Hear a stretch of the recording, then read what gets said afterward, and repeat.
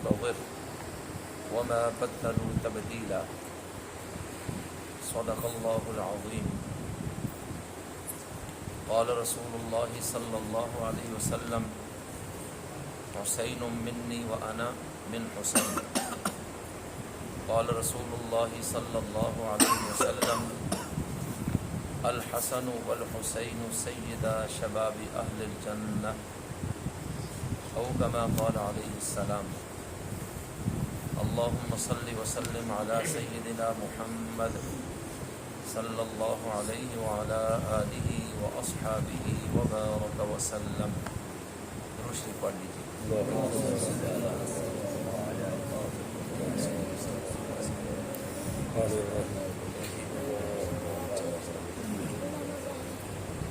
بہت ہی قابل احترام مسلمان بھائیوں، دوستوں اور بزرگوں، آج 11 محرم الحرام سن 1445 ہجری میں میں اور آپ مسجد صدیق اکبر عثمان کھٹر میں شہدائے اسلام اور شہادت حضرت سیدنا حسین رضی اللہ تعالی عنہ کے عنوان کے تحت جمع ہیں. اسی مناسبت سے آپ کے سامنے قرآن کریم کے 2 مقامات سے میں نے آیات تلاوت کی ہیں. پہلی آیت سورۃ التوبہ کی ہے اور دوسری سورۃ الاحزاب، اور نبی کریم صلی اللہ علیہ وسلم کے 2 مبارک فرامین. قرآن کریم میں اللہ تعالیٰ فرماتے ہیں ان اللہ اشتری من المؤمنین انفسهم واموالهم بان لهم الجنہ. یقیناً اللہ نے ایمان والوں سے ان کی جانوں اور ان کی مالوں کو خرید لیا ہے اس بات کے بدلے کہ ان کے لیے جنت ہے.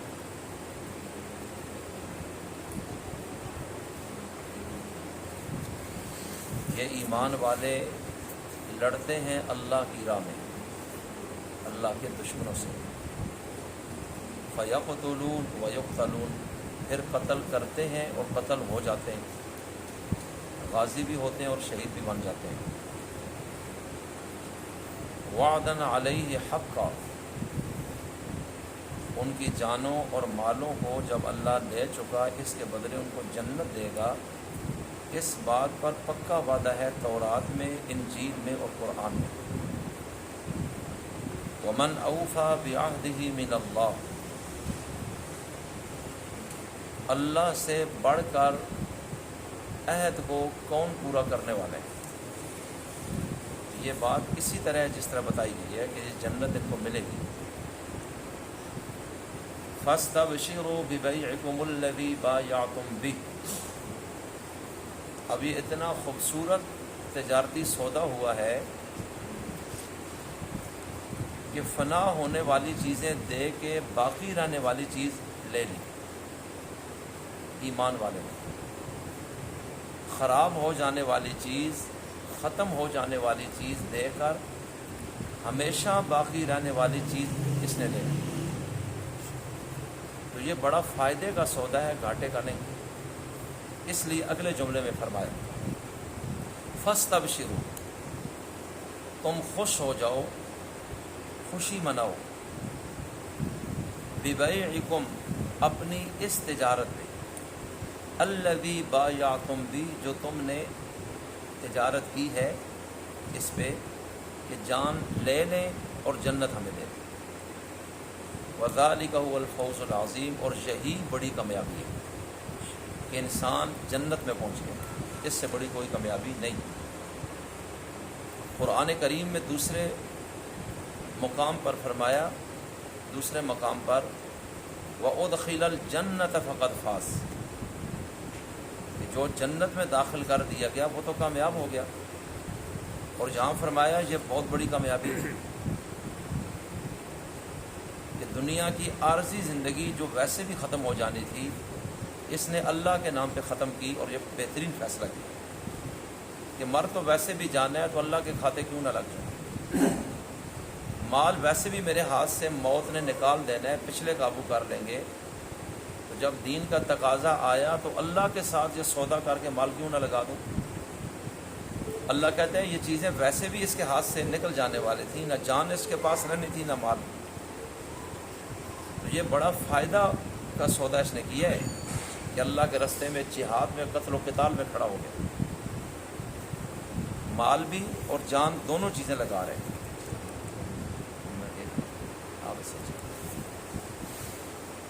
تو اس لیے میں عرض یہ کرنا چاہتا ہوں کہ ایمان والوں کی جانوں کا خریدار کون بنا؟ بولیں اور ان کے مالوں کا خریدار کون بنا؟ اللہ یہی کہہ رہے ہیں کہ اللہ نے خرید لیا ہے۔ سوال یہ ہے یہ کب خریدا؟ تو جواب اس کا یہ ہے کہ جب اس نے کلمہ پڑھا ہے نا تو یہ عہد ساتھ ہی ہو گیا کہ تیری جان اور مال ہماری ہے، جہاں ہم کہیں گے وہ تم نے پیش کرنی ہے، ہم اس کے بدلے آپ کو جنت دے دیں گے، اور جنت کا مطلب ہے کہ اللہ راضی ہے بس۔ تو اس لیے میں عرض یہ کرنا چاہتا ہوں یہ ایک عہد ہوا، اور کن سے ہوا؟ ایمان والوں سے۔ کن سے ہوا؟ یہ لفظ یاد رکھنا ہے، جان مشرک اور کافر کی بھی ہے۔ اللہ کہتا ہے اس سے تو مجھے نفرت ہے، وہ تو بے انصاف ہے، وہ تو ظالم ہے، اس کو میں نے کیا کرنا ہے؟ جنت تو میں نے اس کو دینی کسی صورت نہیں۔ وہ دنیا میں بڑے مال لگا رہا ہے رفائی کاموں پر، انسانیت پر، غریبوں پر، زلزلہ زدگان، سیلاب زدگان، فلانے زدگان، قیدیوں پر، اسیروں پر، بے روزگاروں پر۔ لوگ کہتے ہیں بہت اچھے کام کر رہے ہیں جناب، بڑے نیک لوگ ہیں۔ اللہ کہتے ہیں مجھے غرض ہی نہیں ہے، میں نے کب اس کو کہا تو یہ کام کر؟ ایمان ہی اس نے قبول نہیں کیا، میں تو اس کے مال کا تقاضا کر ہی نہیں رہا۔ یہ میرا مسئلہ تو ہے مومن کے ساتھ کہ تیرا مال میرے دین کے لیے لگے، تیری جان میرے راستے میں خرچ ہو، یہ میری خواہش ہے کہ میرے نام کی سربلندی کے لیے تو یہ دونوں چیزیں قربان کرنے کا عزم کر، میں آپ کو جنت دے دوں۔ تو ایمان والوں کے ساتھ یہ سودا ہوا ہے، اور مشرک کے ساتھ کیوں نہیں ہوا؟ انما المشرکون نجس، اللہ کہتا ہے یہ تو بڑے پلید لوگ ہیں، ان سے تو مجھے اتنی نفرت ہے، فلا یقرب المسجد الحرام، مسجد حرام ہے مکہ میں، اس کے قریب بھی نہ آئیں، ان کو گھسنے ہی نہ دو وہاں، ان کے جسموں وجودوں زبانوں سے مجھے نفرت ہے، میں ان کو پسند نہیں کرتا، میرے گھر کے قریب بھی یہ لوگ آ جائیں۔ تو مومن کیا ہے؟ مومن پاک ہے۔ قد افلح من تزکا، اللہ کہتا ہے وہ کامیاب ہو گیا جس نے اپنے آپ کو پاک کر لیا ہے، پاکی حاصل کر لیا جس نے، وہ تو کامیاب ہو۔ پاکی کون سی ہے؟ ایمان کی، کہ جب توحید کی گواہی دی تو روح اس کی کفر اور شرک کے گناہ سے پاک ہو، اللہ کے غیر سے اپنے دل کو فارغ کر دیا، صرف اللہ کو جگہ دے دی۔ وذکر اسم ربی، اللہ کہتا ہے جب اس نے پاکی حاصل کی تو پھر اس نے اپنے رب کا نام بلند کیا، اس کا ذکر کرتا ہے، یہ اللہ کی محبت میں غرق ہو گئے۔ فصلی، اور صرف زبان سے نہیں کہتا، عملی طور پہ جھک جاتا ہے اللہ کے آگے کہ تو میرا رب ہے۔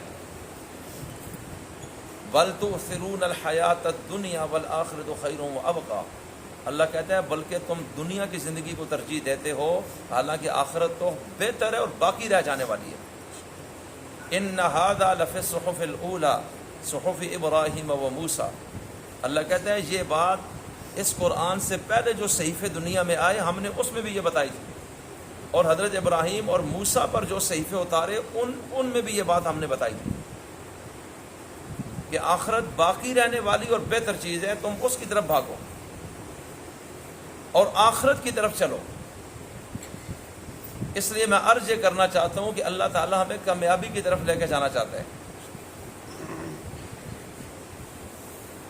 تو یہ عہد تو ہو گیا، اور علماء کی ایک جماعت نے لکھا ہے کہ یہ عہد ہوا کہاں تھا؟ یہ اس وقت ہوا تھا، ایک قول ہے جب اللہ تعالیٰ نے حضرت آدم علیہ السلام کی پشت سے عالم ارواح میں آنے والی ساری ذریت کو نکالا، اور اس وقت ان سے ایک سوال کیا تھا الست بربکم احد الست، کیا میں تمہارا رب نہیں؟ سب نے کہا بلا، آپ ہی ہیں اور کوئی نہیں۔ دنیا میں آ کے مشرک اور ظالم نے صحت کو توڑ دیا۔ اللہ کہتا ہے وہ جو ایمان والے لوگ ہیں ان کی جان اور مال کا میری جنت کے بدلے سودا ہے، زر ثمن جنت ہے۔ تو دنیا کے اندر جب کوئی بندہ کسی سے معاہدہ کرتا ہے کہ آپ یہ چیز مجھے ابھی دے دیں، میں اتنے ٹائم بعد پیسے دے دوں گا، پلاٹ دے دوں گا، گاڑی دے دوں گا، وہ کہتا ہے گارنٹی کیا ہے کہ میں یہ دے دوں اور آپ کل بھاگ جائیں اور مجھے بھی خراب کریں؟ پھر تو شریعت کیا کہتی ہے، اگر کہیں ادھار یا ایسا معاملہ درمیان میں آ جائے تو 2 گواہ اور 7 تحریر کرو۔ اور یہ شریعت کیا ہے؟ اللہ کا قانون ہے، یہ بات تو اللہ نے بتائی ہے۔ تو اللہ تعالیٰ کہتا ہے تمہیں یہ ڈاؤٹ ہے نا کہ ہم سے جان تو ایڈوانس لے لی اور جنت کا کیا بنے گا؟ اس میں 2 باتیں ارشاد فرمائی۔ فرمایا پہلی بات تو یہ یاد رکھ لو کہ اللہ سے بڑھ کر وعدے کو پورا کرنے والا اور کوئی ہو نہیں سکتا۔ اللہ کہتا ہے ومن اوفی بعہدہ من اللہ، اللہ سے بڑھ کر عہد کا پورا کرنے والا کون ہے؟ ان اللہ لا یخلف المیعاد، یہ وعدہ رب کر رہا ہے۔ اس کی تحریر کیا ہے؟ اللہ تحریر چاہیے، یہ تب مطمئن ہوتا ہے۔ آپ کا قانون ہے کہ تحریر دیں، رجسٹری کریں، دستاویز تیار کریں لین دین کی۔ آپ نے ہمارے ساتھ ایک تجارت کی ہے تو ہم آپ کی بات پر تو مطمئن ہو گئے کہ آپ وعدہ پورا کریں گے، لیکن تحریر کیا ہے، رجسٹری کیا ہے اس کی؟ اللہ کہتا ہے وہ بھی تمہیں بتا دیتا ہوں۔ وعدن علیہ حقا فی التورات، یہ بات ہم نے تورات میں بھی لکھ دی تھی، پکا وعدہ کہ تم جان اور مال ہمیں دو گے، ہمارے تقاضے پر ہم تمہیں جنت دیں گے۔ اللہ کہتا ہے اس کی لکھت تورات میں بھی ہے، انجیل میں بھی ہے اور میرے قرآن میں بھی ہے۔ اس سے بڑھ کر کوئی دستاویز اور لکھت اتنی پائیدار نہیں ہو سکتی۔ اللہ کہتا ہے رجسٹری بھی تیرے ہاتھ میں دے دی ہے میں نے، اور میں تجھے بتا بھی رہا ہوں کہ مجھ سے بڑھ کر وعدہ پورا کرنے والا کوئی نہیں۔ اور دوسرے مقام پر فرمایا ومن اصدق من اللہ قیلا، اللہ سے زیادہ سچا کون ہے؟ ومن اصدق من اللہ حدیثا، اللہ سے زیادہ کس کی بات سچی ہو سکتی ہے؟ تو سب سے سچا کون ہے؟ اللہ کہتا ہے میں تمہیں زبان دے رہا ہوں۔ پھر ایک سوال پیدا ہو سکتا ہے، شیطان ڈال سکتا ہے کہ وہ تو طاقتور ہے، تم تو اس کے محتاج ہو، وہ اگر کل کہے میں نہیں دیتا تمہیں جنت، میری مرضی ہے، تو پھر کیا ہوگا؟ اب اللہ دوسرے مقام پہ اس کا جواب دیتا ہے وَمَا رَبُّكَ بِظَلَّامٍ لِّلْعَبِيدِ، کیونکہ اللہ سچا ہے اس لیے وہ بتا رہے کہ تیرا رب کسی بندے پر ذرے کے برابر بھی ظلم اور زیادتی نہیں کرے گا۔ یہ اس نے کہہ دیا کہ انصاف ہوگا۔ تو اللہ سچا ہے یا جھوٹا؟ سچا۔ جب بھی گڑبڑ ہوگی نا انسان کی طرف سے ہوگی۔ اللہ کہتا ہے میری طرف سے مسئلہ نہیں ہے۔ قرآن کریم میں وہ کہتا ہے کہ یہ میراث تمہاری ہے جنت، حضرت آدم کی، تم ان کی اولاد ہو، اس وراثت کو حاصل کرو۔ اور اس کے لیے کیا ہے؟ مجاہدہ، وقت کا تقاضا کہ وہ تم سے کیا مانگ رہے ہیں۔ اللہ کہتا ہے اس چیز کو سمجھو، میں وہ جنت تمہیں دینا چاہتا ہوں۔ دنیا میں مادی چیزوں میں سب سے قیمتی چیز انسان کی جان ہے، یہ بات میری ذہن میں رکھیں۔ اس کی دلیل کہ انسان کی جان پہ جب بنتی ہے وہ پیسہ لگاتا ہے، عزت پہ بنی تو پیسہ لگایا، انسان کی جان پہ بن گئی، کینسر ہو گیا، پلاٹ بھی بیچ دیا، گاڑی بیچ دی، مکان بیچ دیا، تعلق سارے اڑا دیے، مجھے نہیں چاہیے، میں اپنی فکر ہے سب سے پہلے۔ اب وہ ساری چیزیں چھوڑ چھاڑ کے اپنے ہاتھ سے نکال دیتا ہے کہ جان بچانی ہے۔ تو اللہ کہتا ہے یہ جان تجھے بہت اچھی لگتی ہے، اور جان مارتا ہے مال لینے کے لیے، اور جب جان پہ بنتی ہے تو مال اڑا دیتا ہے۔ تو یہ 2 چیزیں ہیں جن میں تو پھنسا ہوا ہے، اور یہ دونوں تیری قیمتی چیزیں ہم لینا چاہتے ہیں۔ اللہ کہتا ہے سودا کرو میرے ساتھ۔ یہ سودا گھاٹے کا یا فائدے کا؟ بولیں بھائی۔ اب آئیں ذرا، یہ ہے ایک تجارت، اس کی وجہ سے انسان عذاب سے بچ جاتا ہے اور جنت میں ٹاپ و ٹاپ۔ پارہ 28 میں اللہ تعالیٰ نے ایک سورت اتاری، سورت الصف۔ مجاہد جب جہاد کے لیے میدان میں اترتے ہیں تو صف بندی ہوتی ہے، وہ نماز کی طرح صف سیدھی ہوتی ہے، ٹیڑھی نہیں ہوتی۔ جیسے نماز کی صف سیدھی کرنے کا حکم ہے، مجاہدین کے ساتھ بھی پوری ایک ترتیب سے سیدھی ہوتی ہے، آگے پیچھے نہیں ہو سکتا کوئی۔ تو اللہ تعالیٰ نے مجاہدین کی ان صفوں کی تعریف کی ہے۔ تو اللہ تعالیٰ نے اسی صورت میں سورۃ الصف کے رکوع نمبر 2 میں فرمایا یا ایھا الذین آمنو، اے ایمان والو، اے وہ لوگو جو ایمان لا چکے ہو۔ یہاں پھر مسئلہ مومن کا ہے، کافر کو اللہ ٹچ نہیں کرتا اس مسئلے میں، اس کو کہتا ہے پہلے میری توحید کو مان، میرے آگے جھک سجدہ مجھے کر، عبادت میری کر خالص، اس کے بعد تیرا اور میرا تعلق بنے گا، ویسے نہیں بنے گا۔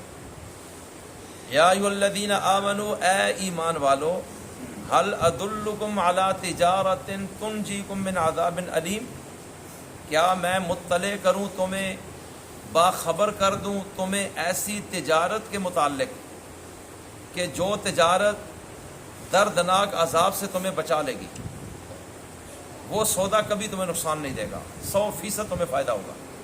اللہ کہتا ہے ایمان والو وہ تجارت نہ بتا دوں تمہیں؟ آج بھی بندے آنے نا استاد جی کمپنی 10 رہے تھے پرافٹ ریٹ آنا ہے، اللہ کہتا ہے میں تمہیں بتاؤں وہ کون سی کمپنی ہے اور تجارت ہے، آؤ پھر ہم تمہیں بتاتے ہیں۔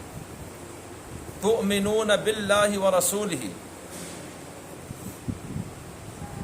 تم ایمان لاتے ہو اللہ پہ، یہ پہلی چیز کہ اس کے بغیر اس تجارت میں تم داخل نہیں ہو سکتے، ورسولہ، اور اس کے عظیم رسول پر،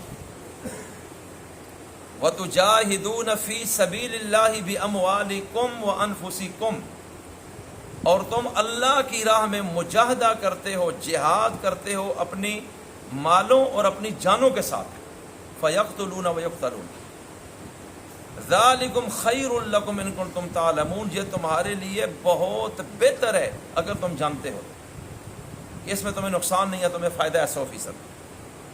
تو کیا تجارت میں پھر ہمیں کیا حاصل ہے؟ جان بھی چلی گئی، مال بھی نکل گیا، اللہ کہتا ہے یغفر لکم ذنوبکم، پہلا فائدہ یہ ہے کہ اللہ اس تجارت میں تمہارے سارے گناہ تمہارے لیے معاف کر دے گا، تمہارے گناہ کے لیے ختم ہو گئے، یہی مسئلہ تھا نا کہ بخشش ہو جائے گا۔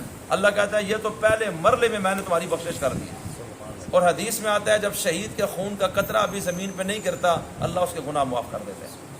اللہ کہتا ہے پہلا اعلان کہ تمہارے لیے تمہارے گناہ معاف کرے گا اللہ، کیونکہ اس میں تمہارا فائدہ ہے، اللہ کا فائدہ نہیں ہے، یہ آپ کے لیے۔ وَيُدْخِلْكُمْ جَنَّاتٍ تَجْرِي مِن تَحْتِهَا الْأَنْهَارُ، اللہ کہتا ہے دوسری بات کہ اللہ تمہیں ایسی جنتوں میں داخل کرے گا جن کے نیچے نہریں چل رہی ہیں، دودھ کی، شراب کی، پانی کی، شہد کی۔ سورہ محمد پارہ 26 میں چاروں نہروں کا ذکر آ رہا ہے۔ وَمَسَاكِنَ طَيِّبَةً فِي جَنَّاتِ عَدْنٍ، دنیا کا مال تم نے دیا، نکل گیا، مکانوں سے نکل گئے، جائیدادیں نکل گئیں ہماری راہ میں۔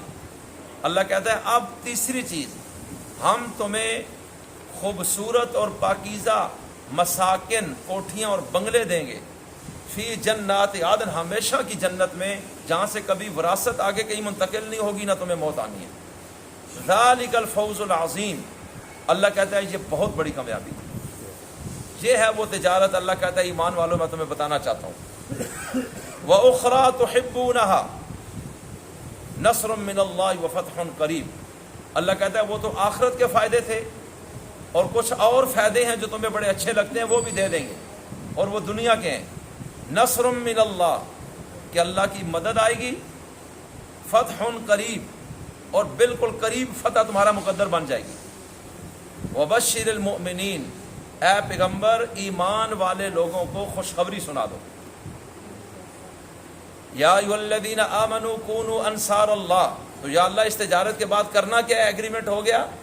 اللہ کہتا ہے میں تمہیں بتاتا ہوں کہ تم اللہ کے مددگار بن جاؤ، اللہ کے دین کی نصرت کرنے لگ جاؤ، کھڑے ہو جاؤ، جہاں دین تقاضا کرے کھڑے ہو جاؤ، اور ہر وقت دین کا تقاضا اس موقع کے حساب سے ہوگا، تم پیچھے نہ رہو۔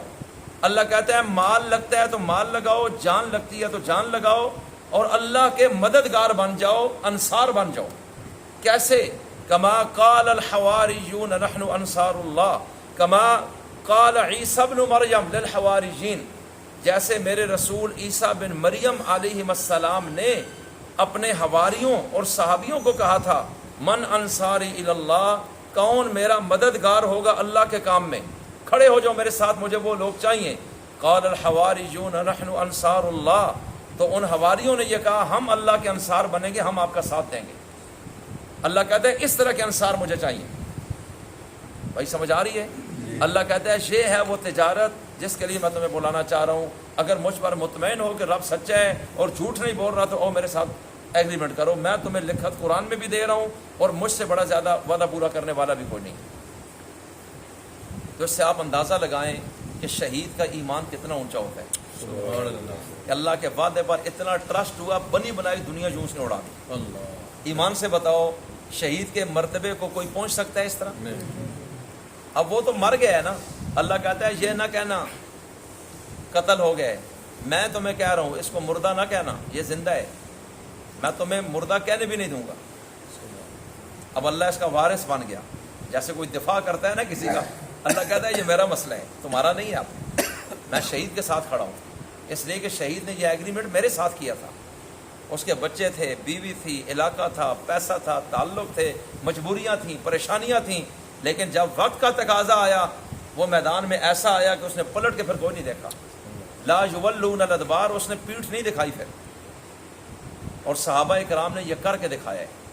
یہ یاد رکھیے گا، ویسے نہیں صحابہ ہو رہی، ذرا پڑھیں تاریخ، پریشان ہو جائیں گے آپ کہ میں کیا کہہ رہا ہوں۔ اور اس کے بعد کائنات نے ایسے مسلمان آج تک کوئی نہیں دیکھے بحیثیت جماعت کے، اکا دکا ان کے عکس والے لوگ بھی دنیا میں اللہ نے دکھائے کہ جنہوں نے دین کی خاطر جیلیں کاٹی، کوڑے کھائے، گولیاں کھائیں، بم چلے، پڑخچے ان کے فضا میں اڑ گئے، برف پوش پہاڑوں پہ کٹ گئے، کیوبا کی جیلیں کاٹ آئے، لیکن طاغوت کے آگے نہیں جھکے اور اسلام کے لیے ایسے کھڑے ہوئے۔ آج بھی اللہ دکھا رہا ہے کہ ایسے لوگ ہیں۔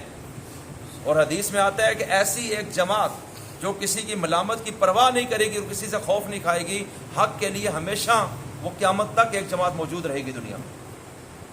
میری بات سمجھ آ رہی ہے نا؟ اللہ کہتے ہیں میرے ایسے چاہنے والے تم دیکھتے رہو گے، یہ نہیں کہ وہ ختم ہو گئے، اللہ تمہیں دکھائے گا۔ مولانا مسعود اظہر صاحب 6 سال 24 دن انڈیا کی جیل کاٹی، کوئی کرے نہ ایسے، اور خالص اسلام کے لیے۔ مولانا اعظم طارق، مولانا حق نواز جھنگوی، مولانا عطا اللہ شاہ بخاری نے 14 سال جیل کاٹی، اپنا زندگی میں کوئی پلاٹ تک نہیں بنایا ان لوگوں نے۔ مولانا اعظم طارق کبھی اپنے گھر سے جنازہ نہیں اٹھا، کہتے ہیں میرا کچھ بھی نہیں ہے۔ کتنی مرتبہ ایم این اے رہے، ایم پی اے رہے، کن کن عہدوں پر رہے، چاہتے تو کیا کچھ نہیں ہو سکتا تھا۔ تو اللہ کہتا ہے میں ایسے بندے تمہیں دکھاؤں گا جن کا مقصود صرف اللہ کی رضا ہے، وہ کبھی کسی کی پرواہ نہیں کریں گے۔ لا یخافون لومۃ لائم، وہ کسی ملامت کرنے والے کی ملامت کی بھی پرواہ نہیں کریں گے کہ لوگ میرے بارے میں کیا کہتے ہیں، یہ جنونی ہے، جذباتی ہے، فلانا ہے، مانتا نہیں ہے۔ اللہ کہتا ہے ماننی نہیں ہے انہوں نے، کیونکہ ان کے قلب و جگر میں اللہ کا عہد پیوست ہو چکا ہے، اور انہوں نے اللہ سے جو وعدہ کیا ہے کچھ اس کو پورا کر چکے اور کچھ ابھی اس راستے میں ہے جو یہ کام کریں گے۔ ایک تو یہ بات ہوگی۔ تو جب کوئی اللہ کی نصرت کرتا ہے تو اللہ کیا کرتا ہے؟ پارہ نمبر 26 میں سورہ محمد ہے صلی اللہ علیہ وسلم، اس کے پہلے رکوع میں یا ایھا الذین آمنو، اے ایمان والو، ان تنصروا اللہ، اگر تم اللہ کی نصرت کرو گے۔ سورہ صف میں کیا فرمایا؟ کونوا انصار اللہ، اللہ کی نصرت کرنے والے بن جاؤ، کھڑے ہو جاؤ۔ تو یا اللہ کھڑے ہو گئے تو کیا ہوگا؟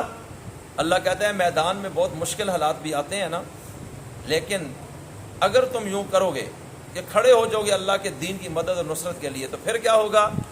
ینصرکم، اللہ تمہاری مدد کرے گا، ویثبت اقدامکم، اور اللہ تمہارے قدموں کو ثابت کر دے گا اور مضبوط کر دے گا، دشمن پہ تمہارا خوف اور رعب ڈال دے گا۔ تم دیکھو گے کہ اس وقت اس جہاد کے نتیجے میں اللہ تمہارے لیے کیا کرتا ہے۔ اور یہ شہادت بغیر جہاد کے نہیں آتی، آپ کو کھڑا ہونا پڑتا ہے۔ اور جہاد ضروری نہیں کہ آپ بارڈر پہ جا کے کریں، ملک کے اندر بھی ہوتا ہے، کبھی زبان سے ہوتا ہے، کبھی مال سے ہوتا ہے، کبھی جان سے ہوتا ہے، مختلف اوقات پر جیسا تقاضا ہو اس طرح کا جہاد ہے۔ کبھی کلمہ حق کہہ کے آپ کو میدان میں آنا پڑتا ہے، وقت کے جابر بادشاہ سے ٹکرانا پڑتا ہے، اور اس کو افضل جہاد کہا گیا۔ جان تو وہاں بھی جائے گی، اب وہ تلوار لے کے تو وہاں نہیں گیا، وہ تو زبان کلمۃ حق عند سلطان جائر، فرمایا افضل ترین جہاد طاقتور بادشاہ کے سامنے حق کی بات کہنے۔ کہ جہاں 100% یقین ہے کہ جان چلی جائے گی، ورنہ عام میدان میں بندہ جاتا ہے تو امکان ہے کہ جان لے بھی لے، جہاں تو امکان ہی کوئی نہیں ہے جان لینے کا، جہاں تو 100% یہی پتہ ہے خود مار کھانی ہے، اور پھر بھی کمزور ہے اور وہ طاقتور اور یہ بولتا جا رہا ہے نہیں آپ غلط ہیں، یہ بات ٹھیک ہے، آپ یہ ظلم کر رہے ہیں۔ اللہ کہتا ہے یہ سب سے زیادہ افضل جہاد یہ والا ہے۔ تو جہاد ہر جگہ ہو سکتا ہے، وقت کے تقاضے کے تحت کہ آپ حق کے ساتھ کہاں کھڑے ہوتے ہیں اور کیسے کھڑے ہوتے ہیں۔ آج لوگ دنیا میں جرگے کرتے ہیں، انصاف بہت کم لوگ کر سکتے ہیں، اکثر لوگ تعلق دھڑا بندی وہاں آ کے اللہ کہتا ہے ڈنڈی مار گئے ہو نا، یہ مسئلہ ہے۔ اس لیے ہم نے تمہیں کہا تھا کہ ہمارے ساتھ ایگریمنٹ کرو، مظلوم کا ساتھ دو، یہ نہ دیکھو وہ طاقتور ہے کچھ بھی نہیں ہوگا۔ اور جب دنیا یوں حق کے ساتھ کھڑی ہو جائے تو پھر انقلاب آ جاتے ہیں۔ اور اللہ کے رسول نے علیہ السلام نے اس نہج پر اپنی جماعت کو تیار کیا تھا کہ کسی طاقتور سے ڈرنا نہیں، مالدار سے کبھی بھی لالچ رکھ کے اس کو پوجنا نہیں، اور کوئی بڑی سے بڑی طاقتور ہے تو یہ عقیدہ بنا لو کہ زندگی اور موت کا مالک کون ہے؟ اللہ۔ بس ڈرنا نہیں ہے تم نے، بات ختم۔ پھٹے پرانے کپڑے پہنے مجاہدین صحابہ کسرا ایران کے دربار میں اس طرح بول رہے ہیں کہ وہ بھی لرزہ بر اندام ہو گئے، یہ عجیب لوگ ہیں، نہ ہمارے سونے چاندی کا ان پہ روب ہے، نہ ہماری فوجوں کا روب ہے، نہ ہمارے ملکوں کا روب ہے۔ اور پھر انہی صحابہ اکرام نے جو مکہ اور مدینہ سے جو قدیم بدو تھے اور حضور کی تربیت سے اللہ نے ان کا اندر کا سافٹ ویئر ایسا بدلا کہ دنیا کی جدید ترین طاقتوں کو انہوں نے پاؤں کی ٹھوکر سے اڑا کر رکھ دیا اور بتایا کہ ہم نہیں مانتے تمہیں۔ اور اللہ کہتا ہے للہ العزت ولرسول وللمؤمنین، عزت ہے ہی اللہ کی، عزت اور اس کے رسول کی ہے، اور عزت ایمان والوں کی ہے۔ یہ مشرک اور کافر اور ظالم کی جو عزت ہے یہ عزت نہیں ہے، یہ اوپر سے چاپلوس ان کو پوچھ رہے ہیں۔ پیسہ زیادہ ہے تو چاپلوس آ کے سلام مارے گا، عہدہ آ گیا تو لوگ چمٹ جائیں گے، وہ بیچارہ عہدے سے ہٹا تو پوچھے گا بھی کوئی نہیں، اس کا مطلب ہے اس کی تو عزت کوئی نہیں ہے۔ مالدار آج غریب ہو جائے تو اس کی اوقات سمجھ آ جائے گی، ملک کا وزیر اعظم آج ہے تو دنیا اس کے نام لے رہی ہے، اور کل جب ہٹتا ہے سمجھ آتی ہے کیا ہو رہا ہے۔ اللہ کہتا ہے یہ تو عزت نہیں ہے، یہ تو دھوکہ ہے، یہ تو لالچی لوگ ہیں جو تمہارے ساتھ چمٹے ہیں، انہوں نے کیا انقلاب لانا ہے؟ ضعف الطالب والمطلوب، یہ بھی ایسا ہے وہ بھی ایسا ہی ہے۔ تو اللہ کہتا ہے اصل چیز ہے ایمان، ایمان والے جو لوگ ہیں ان کو اللہ عزت دیتا ہے۔ مجھے ایمان سے بتاؤ صحابہ کرام کی عزت ہے یا نہیں؟ نبیوں کی، ولیوں کی۔ آج بھی حضرت علی حجویری کے دربار پہ لاہور میں ہزاروں لوگ اکٹھے ہوتے ہیں، کیوں جاتے ہیں؟ رشتہ دار ہیں ان کے، اللہ نے دل میں ڈالا ہے نا یہ میرا بندہ ہے۔ وہ جا کے کچھ تو شرکیہ اعمال کرتے ہیں، ان سے روکا یہ نہ کرو، لیکن جانے سے تو نہیں روکا۔ جو اولیاء موجود ہے دنیا میں کہا جاؤ ان کو ملو، دعا لو ان سے۔ تو اس لیے میں عرض کرنا چاہتا ہوں یہ بڑا کٹھن اور مشکل راستہ ہے، لیکن اگر انسان اس پہ چل جائے تو اس سے خوبصورت زندگی نہیں۔ ظاہراً یزید فاتح بنائے لیکن اس کی عزت کوئی نہیں۔ بے شک حضرت حسین ظاہراً کٹ گئے لیکن لوگوں کے دلوں میں ہمیشہ کے لیے عزت ان کی بن گئی، بے شک، سبحان اللہ۔ اس لیے کہ حضرت حسین کی تجارت کس کے ساتھ تھی؟ اللہ کے ساتھ۔ تو کیا اللہ نے ان کو جنت دی یا نہیں؟ اللہ کے رسول کی زبان سے ایڈوانس یہ بشارت دی۔ اللہ کو پتا تھا یہ شہید ہوگا میرے راستے میں، یہ طاقت کے سامنے جھکے گا نہیں، یہ بچوں کو دیکھ کے خوف نہیں کھائے گا۔ لوگ روک رہے ہوں گے کہ وہ لوگ ٹھیک نہیں، خط رکھنے والے نہ جائیں، لیکن یہ اپنا حق ادا کرے گا۔ صحابہ گھوڑوں کی لگامیں پکڑ رہے ہیں، منتیں کر رہے ہیں کہ کوفہ کے لوگ قابل اعتماد نہیں، نہ جائیں۔ کہا کہ میں اس ظلم کو تو نہیں دیکھ سکتا، اب لوگ چاہ رہے ہیں میں جاؤں، اور اب میں اپنی ذمہ داری پوری نہ کروں، مجھ سے بڑا مفاد پرست کون ہوگا؟ مجھ سے بڑا بزدل کون ہوگا؟ ہزاروں لوگوں نے خط لکھے، اب ان کے دلوں میں کیا ہے میں نہیں جانتا، لیکن وقت کا تقاضا ہے کہ اب میں نے کھڑا ہونا ہے۔ وہ کہتے ہیں بات ٹھیک ہے آپ کی نیت کی، لیکن وہ لوگ قابل اعتماد نہیں، وہ بھاگ جائیں گے میدان سے، آپ اکیلے رہ جائیں گے، اور وہاں سے رد عمل بڑا سخت آنا ہے، کیونکہ لوگ اپنے اقتدار کو بچانے کے لیے اور دوام دینے کے لیے تو بڑے بڑے قریبی رشتوں کو سزائے موت دے دیتے اور سولی پہ چڑھا دیتے ہیں۔ یہ اقتدار ایسی عجیب چیز ہے۔ تو اس لیے ہم آپ کو روک رہے ہیں، اس لیے نہیں کہ یزید صحیح ہے، وہ نظام صحیح چل رہا ہے اور آپ غلط ہیں، ایسا کوئی قول کسی صحابی کا نہیں، اس لیے کہ کوفہ والوں کی تاریخ ٹھیک نہیں، بلانے والے لوگ قابل اعتماد نہیں ہیں، جناب صحیح اٹھ رہے ہیں لیکن طاقت ادھر بہت زیادہ ہے، آپ نہتے ہیں، بچے ہیں، عورتیں ہیں، 100% نقصان نظر آ رہے ہیں کہ آپ جیسے عظیم لوگ کٹ جائیں گے۔ سمجھ آ رہی ہے میری بات؟ اب یہ صورتحال جب بنی تو حضرت حسین چاہتے تو ان کی بات مان لیتے، چلو حجت پوری ہو گئی، لوگ مشورہ دے رہے ہیں، میں قیامت میں کہہ سکتا ہوں یا اللہ جلیل القدر صحابہ نے بھی مجھے روکا ہے، میں اس لیے نہیں گیا، لیکن اللہ کہتا ہے لا یخافون لومۃ لائم، یہ جو میرے انصار ہوں گے دنیا ان کی مثال پھر نہیں دیکھے گی۔ اللہ بے شک ایسا لے کے گئے کہ مجال نہیں۔ اب وہ کہہ رہے ہیں بیعت ہو جاؤ، جیسے چاہو گے کرو گے، بس بیعت ہو جاؤ، مسئلہ حل ہے۔ کہا نہیں ہوگا، بیعت کیسے ہو جاؤ؟ ایک چیز کو غلط کہہ دیا، پہلے صحیح ثابت کرو نا اس کو۔ طاقت کے زور پہ مجھے بیعت کرنا چاہتے ہو، فوج لا کر، پانی بند کر کے، بدماشی کر کے، اس طرح نہیں جھکوں گا۔ میرے اندر بھی پیغمبر کا خون چل رہا ہے، اللہ کوشش کر لو۔ پھر جس رسول کا میں نواسا ہوں وہ دنیا کی طاقتوں سے ٹکرائے، پیٹوں پہ پتھر باندھ کے کبھی پیچھے نہیں آئے، اور کبھی باطل کو حق نہیں کہا انہوں نے۔ تمہیں پتہ ہی نہیں ہے کہ مسلمان ہوتا کیسے ہے، اور میں تو اللہ کے راستے کا مسافر ہوں۔ اس لیے آسان حل یہ ہے، یزید سے اختلاف ہے وہ اپنی اصلاح کرے، مجھے اقتدار نہیں چاہیے۔ یہ بلا رہے ہیں لوگ آئیں ہم آپ کے ہاتھ میں بیعت ہوتے ہیں، مجھے اس کا شوق نہیں، وہ اپنے آپ کو کلیئر کرے۔ وہ معیار جو حضرت صدیق، عمر، عثمان، علی نے اس مسند کا بنایا اور دنیا میں حضور کے جانشین نظر آئے، اس معیار کا بندہ مجھے چاہیے۔ اگر یہ آ گیا تو اپنی اصلاح کرے۔ یہ بادشاہوں سے بھی آگے نکلا ہوا ہے، میں ایسے نہیں کر سکتا، ورنہ وہ جتنی محنت نانا نے کی اور جتنی شہادتیں اور قربانیاں وہ ضائع ہو رہی ہیں۔ حسین نہیں کمپرومائز کرے گا اس پہ، حالانکہ حضرت حسین ہاں کر دیتے تو یقین جانے اتنی مراحت ہوتی کہ آپ کی سوچوں سے باہر ہے۔ حضرت امیر معاویہ کے دور میں ان کو غلط نظر نہیں آیا، اس لیے دونوں بھائی بیعت ہو گئے، اور وہاں صحیح نظر کوئی نہیں آیا اس لیے اڑ گئے۔ بے شک سیدھی سی بات ہے۔ آج کہتے ہیں جو ڈر کے حضرت معاویہ کے ہاتھ میں ہاتھ دیا ہے تو یزید سے کیوں نہیں ڈرے؟ یہ بات تو سمجھ سے باہر ہے۔ بے شک بے شک اگر اتنے ڈرتے تھے تو یزید کے سامنے جا کے کھڑے کیوں، اس کی فوج کے سامنے؟ حضرت امیر معاویہ کی طاقت اتنی تھی کہ یہ ڈر گئے تو کیا ہوتا، جان نہیں چلی جاتی، یزید بھی جان نہیں لے رہے۔ اس کا مطلب یہ ہے کہ تاریخ جو بتا رہی ہے جھوٹ بول رہی ہے، یہ بات ایسے نہیں ہے۔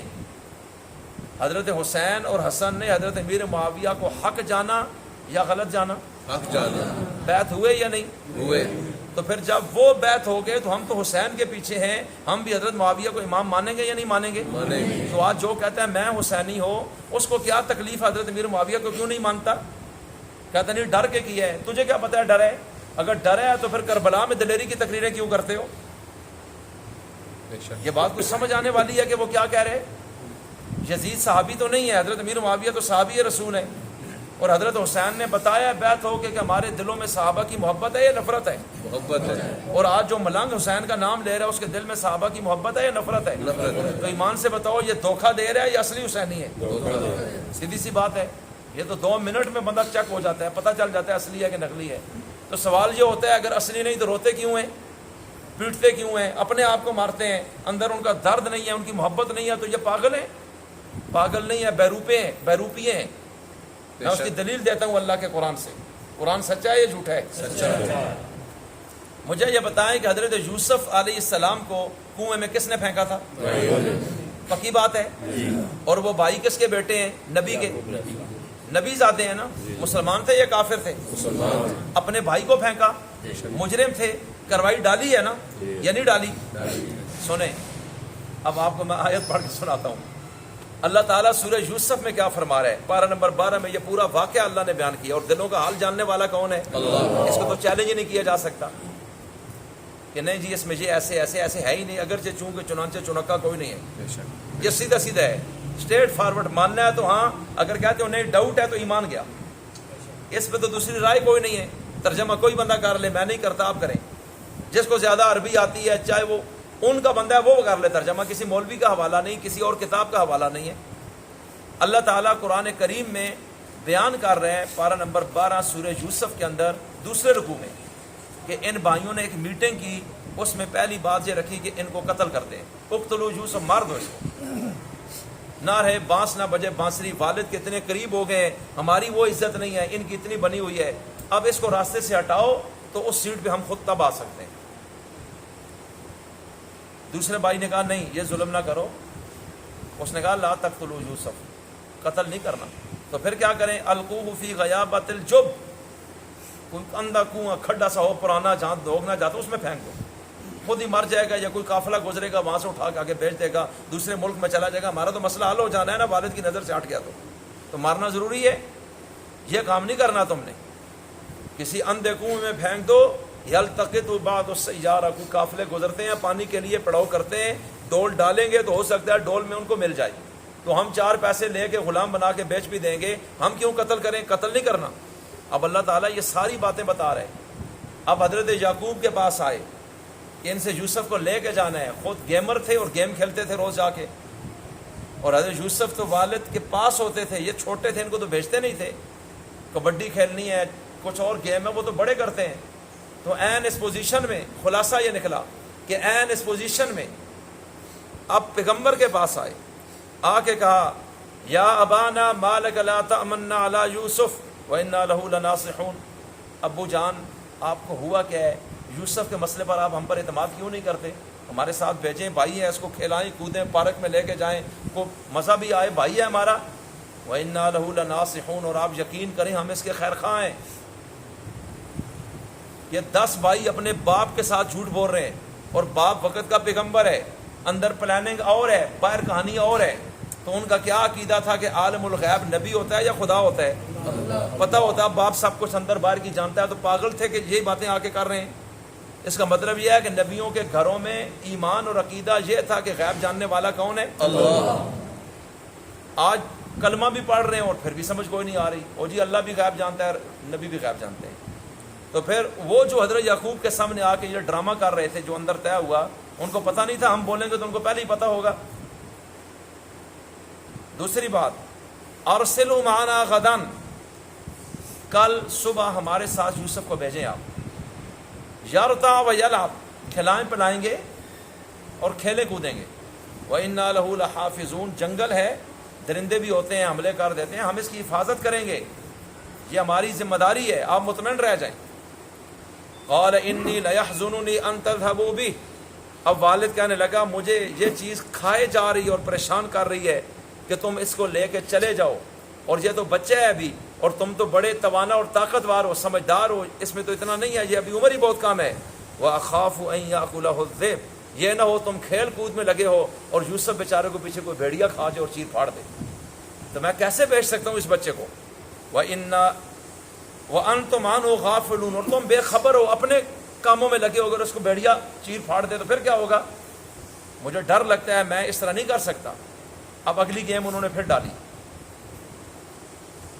قالوا، سارے بولے، لئن اکلہ الذئب ونحن عصبہ انا اذا لخاسرون، بڑی عجیب بات ہے، اگر یوسف کو بھیڑیا کھا جائے تو ہم تو ایک جماعت ہیں، طاقتور نوجوان، یہ تو بڑے گھاٹے کا سودا ہوگا کہ ہماری موجودگی میں بھیڑیا کھا جائے، یہ سوچا کیسے آپ نے؟ انا لہ لحافظون، ہم اس کی پوری نگرانی کریں گے، آپ اطمینان رکھیں، بھیڑیا کی جرت نہیں ہے کھا سکے۔ فلما ذهبوا به، حضرت یعقوب اندر سے مطمئن نہیں تھے، لیکن انہوں نے مطمئن ایسا کیا زبردستی اوپر نیچے سے کر کے، باتوں میں لا کے انہوں نے بیٹا دے دیا۔ اب جب لے گئے، ان یجعلوہ فی غیابۃ الجب، اندھے کنویں میں پھینک دیا، جنگل میں جا کے۔ وأوحینا الیہ لتنبئنہم بامرہم ھذا وہم لا یشعرون، آگے یہ کروائی ڈال دی، یوسف کو غائب کر دیا، یوسف کا کرتا اتارا، کو بکری کا بچہ ذبح کر کے اوپر خون بھی لگایا کہ ثبوت تو دینا ہے نا کہ بھیڑیے نے کھایا ہے۔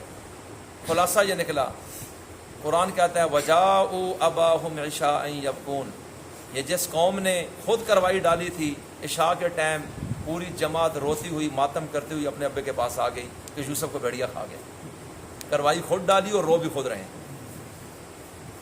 میری بات سمجھ آ رہی ہے نا؟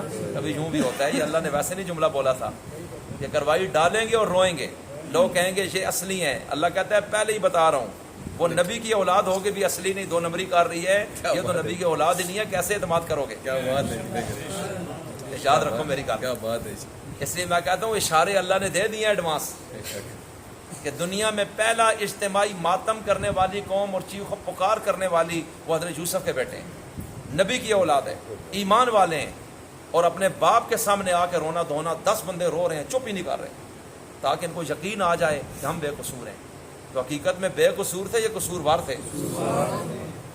تو پھر کیا ان کے رونے کو دیکھ کے آپ کلین چٹ دیں گے ان کو؟ تو ان کو دیتے روتا ہوا دیکھ کے آپ کیسے کلین چٹ دے دیتے ہیں؟ علماء دین کے چوکیدار ہیں، یاد رکھنا. یہ ہر کہانی کو سمجھتے ہیں اور بتاتے ہیں. لوگ سادے ہیں، کہتے ہیں مولوی فتنہ پانے، تو ٹھیک ہے ان کے بیاہ کرو نا، نل پھر جنازہ پڑھو. وہ تو آپ کو بچا رہے ہیں. خدا کے بندے، آپ کو ابھی تک یہ چیز سمجھ نہیں آئی کہ وہ 2 نمبری کر رہے ہیں ساری. مجھے ایمان سے بتائیں کہ مکہ اور مدینہ تو اہل سنت کا مرکز تھا اس دور میں، اور کوفہ شیعوں کا مرکز تھا. شیعان علی سارے کوفہ میں رہتے تھے. تو پھر جب کوفہ سے خط آئے حضرت حسین کو، آئیں آئیں آئیں آپ کو امیر بنانا ہے، آپ کے ہاتھ پہ بیعت ہونا ہے، تو وہ سارے وہاں سنی تھے یا شیعہ تھے؟ علاقہ تمہارا ہے، ہمارا تو نہیں ہے، آج بھی تمہارا ہے. بلایا تم نے ہے، بھاگے تم ہو. اگر تم مخلص تھے تو یہ بتاؤ حسین مر گئے اور تم کیوں نہیں مرے؟ یزید کے لشکر نے ان کو مار دی اور تمہیں کیسے چھوڑ دیا؟ یہ وہ سوال ہیں جو آج تک حل نہیں ہو سکے. اگر دنیا کی اعلیٰ ترین عدالت میں آج بھی اگر یہ FIR کرا کے مقدمہ دائر کر دیا جائے، اللہ کی قسم عدالت دلائل کے بعد فیصلہ دے گی یہی لوگ قاتل ہیں. لیکن ہم تھوڑے سے بیوقوف ہیں، وہ روتے ہیں بار بار اپنے آپ کو بندہ کرو، یار اتنا مخلص آدمی ہے یار، آپ تو ان کا نام ہی نہیں لیتے ہو، یہ تو مر رہے ہیں ان کے نام پہ. وہ اللہ کہتا ہے وَجَاءُوا أَبَاهُمْ عِشَاءً يَبْكُونَ. عشاء کے ٹائم یہ ظالم روتے ہوئے آئے اپنے باپ کے پاس، چیخ رہے ہیں، رو رہے ہیں. وہ کیا ہو گیا تمہیں؟ تو پھر آخر کار یا ابانا انا ذهبنا نستبق، ہم چلے گئے، ہم دوڑ لگا رہے تھے، ریس لگا رہے تھے. وترکنا یوسف عند متاعنا، جو ہمارا ساز و سامان تھا، بیگ شیگ جو کچھ لے کر گئے، یوسف کو وہاں بٹھایا، آپ ادھر بیٹھ جاؤ، ہم ذرا دوڑ لگا کے آتے ہیں. تو پھر کیا ہوا؟ فاکلہ الذئب، بھیڑیا کھا گیا. وما انت بمؤمن لنا، حالانکہ آپ تو ہم پہ یقین بھی کرنے والے نہیں ہوں گے. ولو كنا صادقین، جبکہ ہم تو سچے ہیں. ایمان سے بتائیں سچے تھے؟ کہا آپ کو یقین بھی کوئی نہیں آئے گا. کیسے یقین آئے؟ عباس کتابوں میں ہے کہ انہوں نے کہا اچھا ثبوت کیا ہے کہ میرے پہلے تو ان کو ہوش ہی نہیں رہا، رو رو کے. جب اتنا لاڈلا بیٹا اور ایسا عجیب انسان اور باپ کو پتہ چلے اور اپنوں ہی نے یہ کر دیا ہے، تو حضرت یعقوب کی کیا کیفیت ہوئی ہوگی؟ آپ کو اندازہ ہے کچھ؟ پتہ نہیں کتنے دن بعد اب یہ بھی دیکھ رہے ہیں باپ رو رو رو رو کے نڈھال ہے. ان کے اختیار میں نہیں تھا، محبت اس حد تک دل میں چلی گئی تھی. تو خلاصہ یہ نکلا، اب کچھ دن بعد یہ جا رہے ہیں معافیاں مانگ رہے ہیں کہ ہماری غفلت سے ہو گیا، لیکن بھیڑیا کھا گئے. تو پھر قمیض لے کر آئے، یہ دیکھیں خون سے بری ہوئی ہے. اور کیا ثبوت آپ کو دیں؟ خون لگا ہوا ہے، بھیڑیا کھا گئے. اب حضرت یعقوب نے جب قمیض دیکھی نا کہ خون تو لگا ہوا ہے لیکن قمیض کہیں سے پھٹی ہوئی نہیں ہے، انہوں نے آخیا بڑا PhD بھیڑیا ہے، قمیض لا کے چک ماریا، قمیض تو پھٹی نہیں ہے. سمجھ آ رہی ہے نا؟ بھائی اگر اس نے چیرا پھاڑا ہے تو قمیض بھی تو پھٹی ہوگی نا، قمیض کہاں؟ اب وہ کہتے ہیں نہیں نہیں نہیں، آپ کو یقین نہیں آ رہا، لیکن کھایا اسی نے. اب ان کو سمجھ آ گئی یہ بڑے گیمر ہیں، گیم کر گئے ہیں میرے ساتھ. واللہ المستعان. انہوں نے کہا بس اب میری التجا اس دربار میں، اب میں کبھی بھی تم سے نہیں پوچھوں گا، بس یہ آزمائش آ گئی. یعقوب پھنس گیا اس آزمائش میں. میرا رب ہی جو تم کہانیاں سنا رہے ہو نا، اب اس میں میری مدد کرنے والا صرف اور صرف کون ہے؟ بس اب کوئی راستہ نہیں ہے میرے پاس. میرا یوسف میرے ہاتھ سے نکل گیا.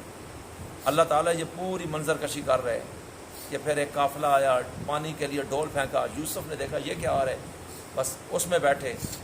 اب وہ کھینچ رہے ہیں، اوپر آیا تو پانی کی بجائے ایک خوبصورت بچہ بیٹھا ہوا ہے. وہ تو بچے کو دیکھ کے پاگل ہو گئے، کتنا حسین کو ہم نے دیکھا کبھی نہیں.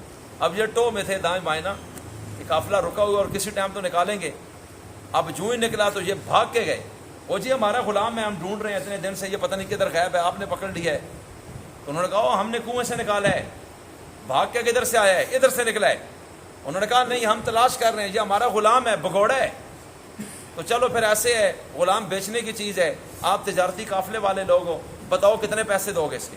اب اوپر سے پیسے بھی لے لی، پرافٹ بھی کھانا نے پھر سمجھا یہ وہ کمپنی نے. اور اللہ کہتے ہیں وَشَرَوْهُ بِثَمَنٍ بَخْسٍ دَرَاهِمَ مَعْدُودَةٍ، چند گنے چنے تھوڑے سے پیسوں کے بدلے یوسف کو بیچ بھی دیا. اگلا ظلم یہ کیا، باپ کا رونا بھی ان کو ترس نہیں آیا.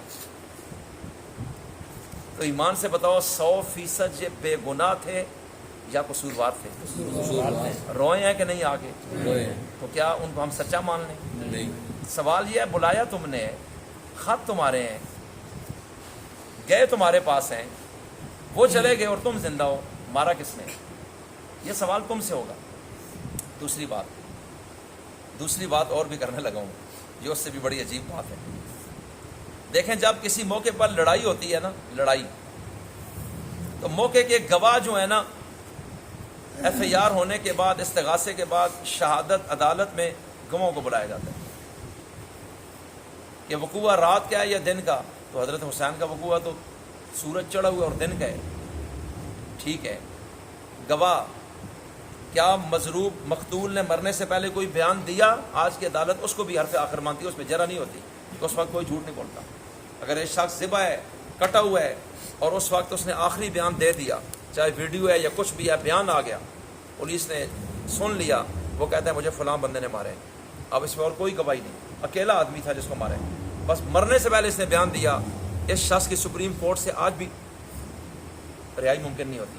کہتے ہیں مرنے سے پہلے آخری بیان ہے، اور اس موقع پر وہ بندہ مرنے والا جھوٹ کبھی نہیں بولتا، اس پر کوئی جرا کی ضرورت نہیں ہے، وہ بیان ہی اس کو لے ڈوبتا ہے اور یہ سزا موت ہو جاتا ہے، جتنا مرضی تکڑا وکیل ہو. مقتول کا آخری بیان بندے کے گلے میں پڑ جاتا ہے. تو اب ہم نے دیکھنا یہ ہے موقع کے گواہ کون ہے، یا مقتول کا کوئی بیان ہے. تو حضرت حسین کا اپنا بیان کوئی نہیں. تو پھر جو شہید ہو گئے ان کا بھی نہیں. پھر ایک صورت ہے کہ حملہ جب ہوا 2-4 بندے مر جاتے ہیں، کچھ زخمی ہو گئے اور وہ بچ گئے، تو اس کے بعد ان کا بیان ہے. اس سے بڑی شہادت دنیا میں کوئی نہیں ہوتی، اور اس شہادت پہ سزا رکتی کبھی نہیں. اب اس میدان سے جو عورتیں اور جو حضرت حسین ابن علی کے لخت جگر، حضرت علی اور مرتضیٰ رضی اللہ تعالیٰ عنہ کے پوتے امام زین العابدین بچے، اور جناب سکینہ، ام کلثوم، جناب زینب یہ بچیں، ان کے بیان کیا ہیں؟ آپ ہماری کتابیں چھوڑیں، آپ ان کی کتابیں اٹھائیں. جب رونا دھونا ڈالا ہے، ہر طرف ماتم ہی ماتم. کوفہ سے گزرتے ہیں لوگ رو رہے ہیں، ادھر اب بلانے والے تو وہ تھے، مارنے والے آگے کھڑے ہیں، شریک جرم ہے سارے. اب وہ رو رہے ہیں، یزید کے دربار میں لے جایا گیا تو وہ بھی رو رہے ہیں. کتابوں میں لکھا ہے کہ یہ جو ماتم سٹارٹ ہوا سب سے پہلے یزید کے دربار میں شروع ہوا، کیونکہ جو لعنت گلے پڑ گئی، سمجھ آ گئی یہ بہت غلط ہو گیا معاملہ. ہمارے ان بندوں نے زندہ گرفتار کی بجائے یا منوانے کے، انہوں نے تو مار دیا بندہ، سر لے کر گئے خوشخبری کے طور پہ، اپنے طور پہ. اب ان کو سمجھ آ گئی یہ تو بہت غلط کام ہو گیا. اب وہ رو رہے، لیکن وہ بے قصور نہیں، کیونکہ بندے گورنر اسی نے لگایا تھا. پھر جب یہ جرم ہو گیا، ان کو سزا نہیں دی، ان کو گرفتار نہیں کیا، عہدے سے معزول کوئی نہیں کیا، تو بے گناہ تو نہیں کہا جا سکتا. یہ ضرور ہے اس نے نہیں کہا قتل کریں، لیکن بے قصور بھی نہیں، یہ یاد رکھیں. اس کے بعد اگلی چیز کہ وہاں حضرت زینب نے جو گفتگو کی، بڑی حیران کن بات تھی کہ مارا بھی تم نے ہے اور روتے بھی تم ہو، تو بتاؤ پھر ہم قتل کہاں تلاش کریں.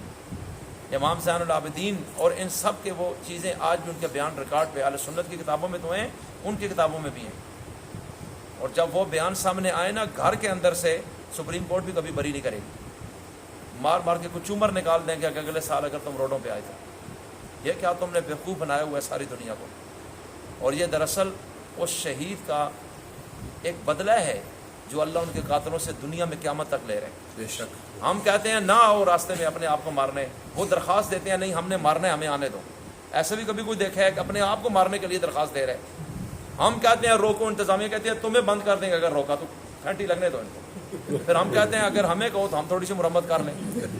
بھائی ایک مار ہی کھانے کا شوق ہے تو اور کیا حل ہے اس کا؟ ایک بندہ اپنے آپ کو مار رہا ہے، آپ جب اس کو پکڑتے ہیں، چھڑاتے ہیں، بعد میں وہ کہتا ہے شکر ہے آپ نے پکڑ لیا ورنہ میرا تو برا حشر ہو گیا تھا. ان کو پکڑو، یہ پرچہ ہم پہ کرا دیتے ہیں، جو مولوی بولے اس کو پھنسا دیتے ہیں، پولیس آ کے اس کو اٹھا لیتی ہے، اور جی مارن دے ہو نا، چپ کیوں؟ تو یہ بددعا تو ان کی لگی ہوئی ہے. بے شک. میری بات سمجھ آ رہی؟ ایسا تو ماحول دنیا میں کسی نے نہیں دیکھا یار.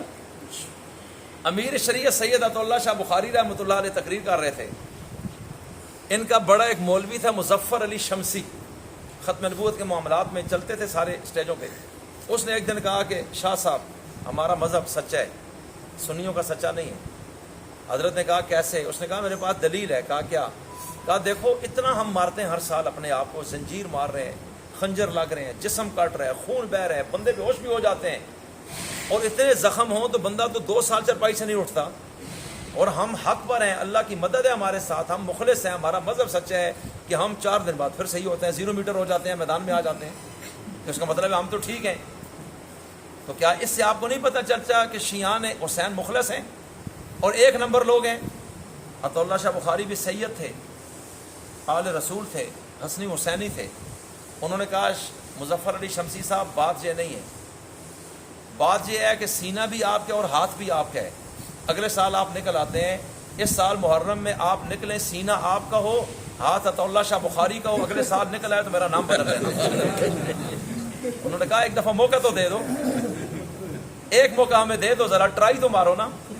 یقین جانے اگلے سال ہم ان کو گھروں میں بھی جا کے کہیں گے نا، وہ کہتے بس بہت شکریہ تھوڑا، ایک کام نہیں ہو سکنا اس تو بات۔ ایسے ہی اور بھائی گل سمجھ آئی نا کچھ؟ تو جو میں بتانا چاہ رہا ہوں کہ حسین شہادت لے کر خوش ہے یا نہیں؟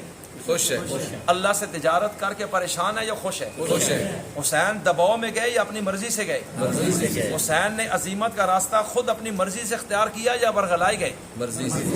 پھر حضرت حسین جب ڈٹے ہیں کہ ظلم کو نہیں برداشت کروں گا، اڑ جاؤں گا اس بات پہ، بیعت بھی نہیں ہوں گا، یہ ان کی مرضی کا فیصلہ تھا یا نعوذ باللہ مجبور تھے؟ مرضی کا۔ تو یہ ساری مرضی کر کے ان کو پتہ بھی تھا نہیں مانوں گا گردن کٹ جائے گی، تو گردن کٹانے کے لیے ذہنی طور پر تیار تھے یا نہیں تھے؟ تو ان کو پتہ تھا جب میں کٹ جاؤں گا تو میں شہید بن جاؤں گا۔ تو شہادت لے کر حسین فخر کر رہے تھے یا ماتم کر رہے تھے؟ فخر کر رہے ہیں، تو پھر جو حسینی ہے وہ تو ماتم نہیں کرے گا، بے شک، وہ تو کہے گا ہمارے بڑے تھے، ہمیں فخر ہے، وہ ظالم کے آگے ڈٹے اور ظلم کو قبول نہیں کیا، بے شک۔ ہم اس پہ فخر کریں گے۔ آج مجھے بتاؤ پاکستان کی فوج کا فوجی جب لڑائی میں شہید ہو جائے تو یہ فوجی سارے اٹھ کے پیٹتے ہیں یا اس کو سلامی دیتے ہیں؟ تو انہیں منٹلا سمجھاؤ، انہیں کو پوچھ لو طریقہ کے وے۔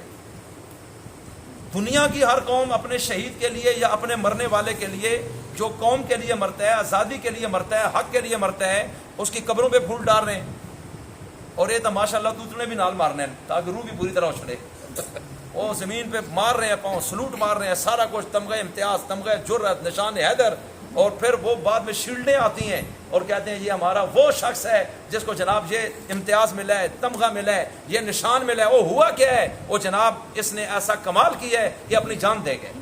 ہم نے تو کبھی بھی نہیں دیکھا، جدائی کا غم ضرور ہوا ہے، لیکن ہر سال جب وہ دن آتا ہے یا وہ وقت آتا ہے، وہ ادارہ اس شخص کو خراج تحسین پر کرنے کے لیے پھر میدان میں آ جاتے ہیں۔ ہم نے تو نہیں دیکھا وہ سارے اکٹھے ہو کے اپنے آپ کو مارنے ہوں گے، یہ مر کیوں گئے؟ بڑی عجیب سی بات ہے، یہ دنیا کی تاریخ میں پہلا واقعہ ہے۔ آپ اگر ان کے وارث ہیں تو آپ روتے کیوں ہیں؟ آپ کو تو اس پہ ان کو سلام پیش کرنا چاہیے، آپ کو ہائے حسین نہیں کرنا چاہیے، بلکہ کیا کرنا چاہیے؟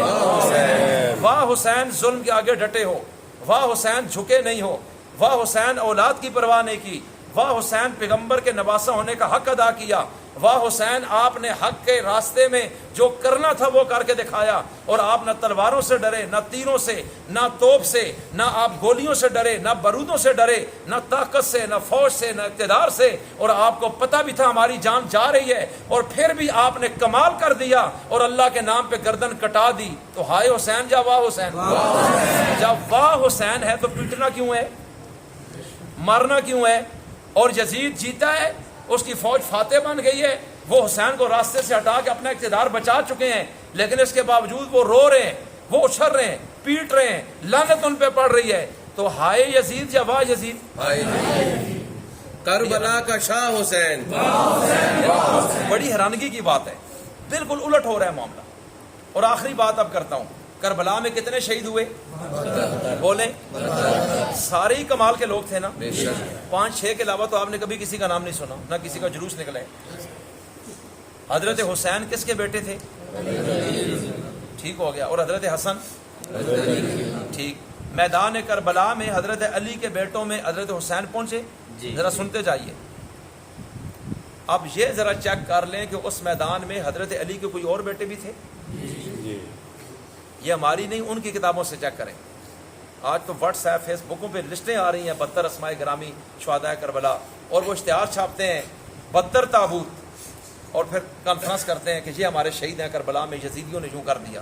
ہم کہتے ہیں 72 کا نام تو سناؤ، نام نہیں سنائے گا مر جائے گا، پسینہ نکل آئے گا، کیونکہ ان 72 میں 72 پورے نہیں ہوتے جب تک ان میں ایک حضرت حسین کے بھائی حضرت علی کا بیٹا ابو بکر نام کا نہ ہو. اللہ حضرت علی کا ایک اور بیٹا عمر ہے جو حسین کا بھائی ہے, اس کی رگوں میں بھی حضرت علی کا خون ہے, بنو ہاشم ہے, اور حسین کی رگوں میں بھی علی کا خون ہے.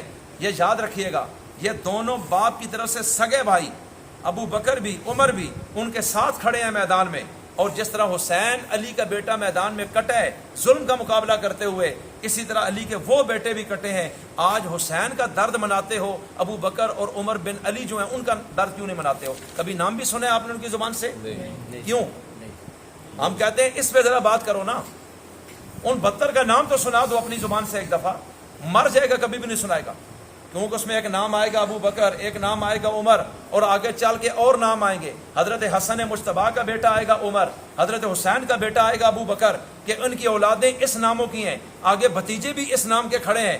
یہ حضرت عثمان حضرت حسن کا بیٹا بھی کھڑا ہے. تو اب یہ اتنے ابو بکر عمر عثمان کے نام کے لوگ کربلا میں کھڑے ہیں. تو سوال یہ اٹھتا ہے کہ آپ ساری زندگی یہ کہتے ہو ان لوگوں نے اہل بیت کا حق مارا ہے, وراثت کھا کے, خلافت کھا کے, ظلم کیا, دبا لیا, انہوں نے بہت زیادہ عجیب دور گزارا ہے کہ اہل بیت کو زمین سے لگا دیا ہے, اور ان سے ہم نفرت کرتے ہیں. ہم آج بھی اپنی اولادوں کے نام ابو بکر عمر عثمان شاہ نہیں رکھتے ہیں, کیونکہ انہوں نے زیادتی کی حضرت علی اور ان کی اولاد آل کے ساتھ, ان کی بیوی کے ساتھ, اور اتنا بڑا ظلم. ہم تو آل رسول کے ساتھ کھڑے ہیں.